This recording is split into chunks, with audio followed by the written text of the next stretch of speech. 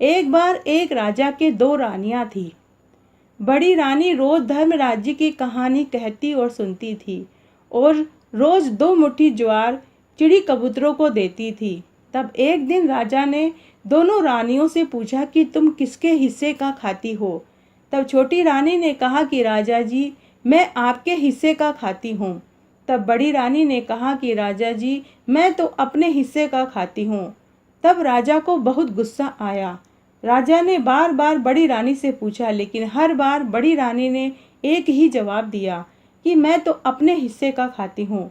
राजा ने कहा कि मैं 1-2 दिन भी तुम्हें खाना नहीं दूं, तुम कहाँ से खाना खाओगी।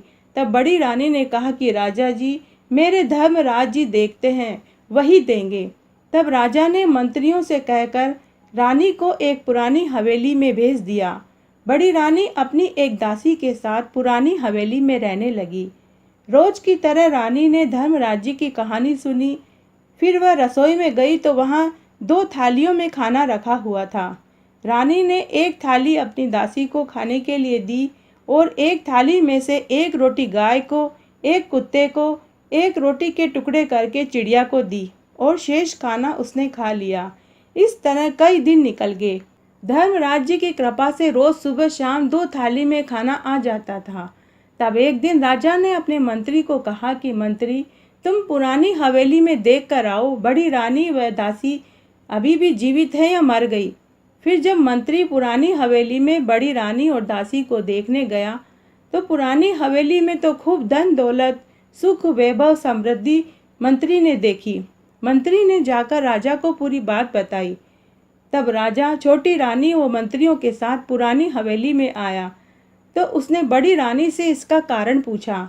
तो बड़ी रानी ने राजा जी को तुलसी क्यारे के पास ले गई, गाय के गुआड़े में ले गई, जहाँ वह चिड़िया को रोटी देती थी वहाँ ले गई। सब जगह हीरे मोती बिखरे हुए थे।